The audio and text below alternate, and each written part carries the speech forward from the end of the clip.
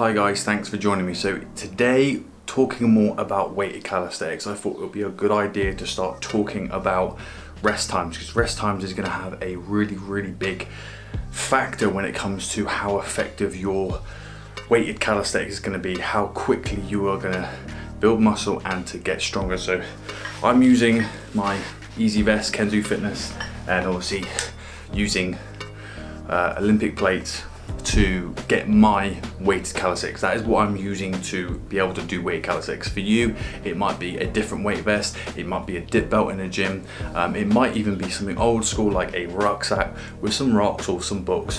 Whatever you're doing to basically add a resistance to your body, make yourself heavier, is going to basically allow you to start doing your weighted calisthenics. So I want to talk about today rest periods, which I think are crucial to how effective it is going to be for you.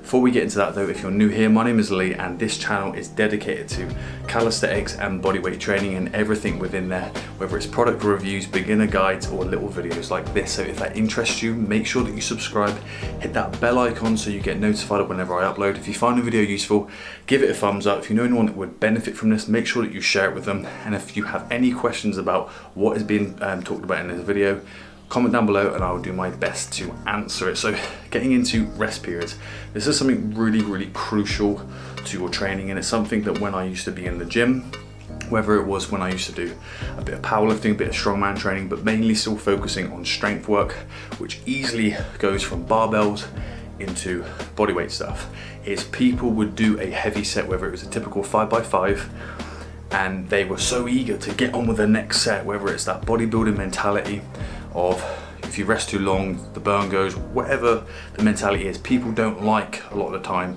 sitting around and waiting. They want to get on and get their set done, whether they want to get on and get home, or maybe they feel like they're not working hard if they rest too long. Normally you would have thought it would be okay, because normally most people are on their phones while they're in the gym. So actually that's probably a good thing. You'll rest longer and you'll be stronger. But the energy systems, this is what the thing that is really important. It's not like bro science, rest 60-90 seconds, 2 minutes, and that's what they normally say, and they don't tell you why. The reason why resting longer, and ideally between 2-3 minutes plus, is because of the energy system that you're using. I would say if you're sort of, I don't know, 8 to 12 reps, ideally 2 minutes for me personally. Some people might get away with say 90 seconds if you go sort of 10 to 12, 2 minutes, 8 to 10. Anything below that, I recommend 3 minutes, especially if you're going up to sort of between 5 and 8. I recommend 3 minutes rest.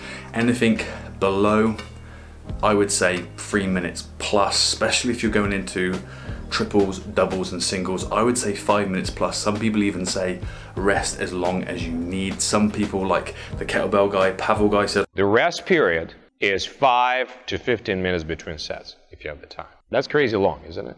Why is it so long? It's long because it takes so long for the creatine phosphate in the muscles to recover and overcompensate.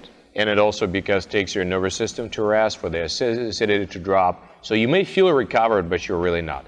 So the reason why I would recommend, if you're doing sort of 5 to 8 reps, which I think is a good rep count when doing weighted calisthenics, I would recommend 3 minutes minimum. The reason being, and if I can get a little picture, I'll pop it up down here. The energy system that you're using is your ATP-CP energy system, or your creatine phosphate system. And this is why people talk about using creatine for helping you to be more explosive, be more powerful, have more strength. And that energy system is very powerful. It's very strong. But it has a very small window of where it's used. Anything from say 5 to 10 seconds. This is the energy system that people are using when they're doing sprints, when they're doing sort of powerlifting, 1 rep maxes, and triples, doubles, things at maximum force. It's fueling your type 2 muscle fibers, your fast twitch muscle fibers, the ones that are responsible for power, strength, you know, the ones that have got the most capability for strength, okay?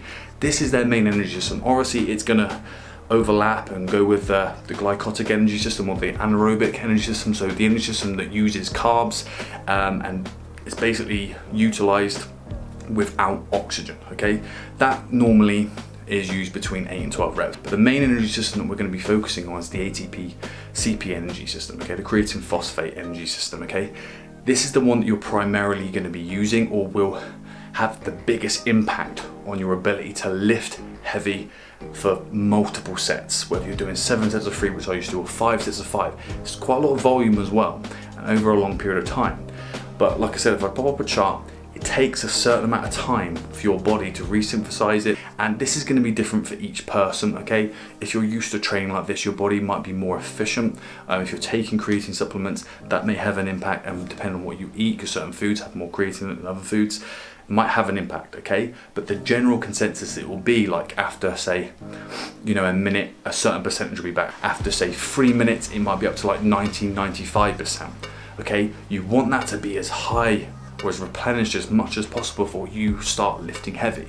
And one like obvious sign of doing this, if you're doing a 5x5 and you bang out a set, you think, right, I'm in a rush and you do another set, and you might only rest a minute, 90 seconds. You go and lift that bar and it suddenly feels heavier than it did the set before. You do have a theory of accumulative fatigue that does build up over a period of time, but in a way, sometimes when you're doing strength training, if you rest enough time, sometimes you actually get stronger throughout your sets. You become, like the central nervous system becomes more efficient, so it becomes more in tune. The movement becomes more ingrained, and it actually becomes easier sometimes if you rest enough period. If you don't rest enough, that fatigue where your body is trying to flush out those waste products and replenish itself, you haven't given it enough time to be able to do that. And like I said, instead of just saying, right, rest this time, it's very, very important that you understand when you're adding these principles and using them, understand why you're doing it. If you need more info, once you just check out the ATP-CP energy system and how fast it takes for that energy system to recover. And like I said, it's very, very generic. It's very, very easy to find. Typically 3 minutes to recover from 90% up. It will change from person to person. If you can go maybe 5 minutes, you know you're going to be fully recovered and ready to go. However, one point though, there is that fine balance between waiting too long and how you wait. Sometimes you can actually go longer, whether that means that you may cool down or you get yourself at that zone, because that's the other thing is as well, trying to do your best to stay within the zone without using too much energy that is actually going to increase the recovery sort of time that you need. So think about what you're doing in that time, but try and focus on your rest periods. It's very, very important. And again, this is very important when you're focusing on compound exercises or even skill stuff. Maybe whether it's like triceps or shoulders or calves, you can get away with resting 60 seconds, 30 seconds, 90 seconds, because it's not much of a stress on the central nervous system. And that's the key thing, this stresses your central nervous system as well, so you need to allow it to recover. Those small little exercises that are probably just for accessories, just for working the sort of the vanity muscles, aren't as important or as much of a stress on your energy, your mental energy, your physical energy, your central nervous system, so you can get away with having shorter rested periods with them. So that, I just want to clear that up for you guys so you are aware on how to get the most out of your weighted calisthenics. So if you like the video, give it a thumbs up. If you found it useful and you enjoyed it, make sure that you subscribe, hit that bell icon so you know when I upload. And if you have any other questions, other things that you want to know, make sure you comment down below, and I will see you in the next video.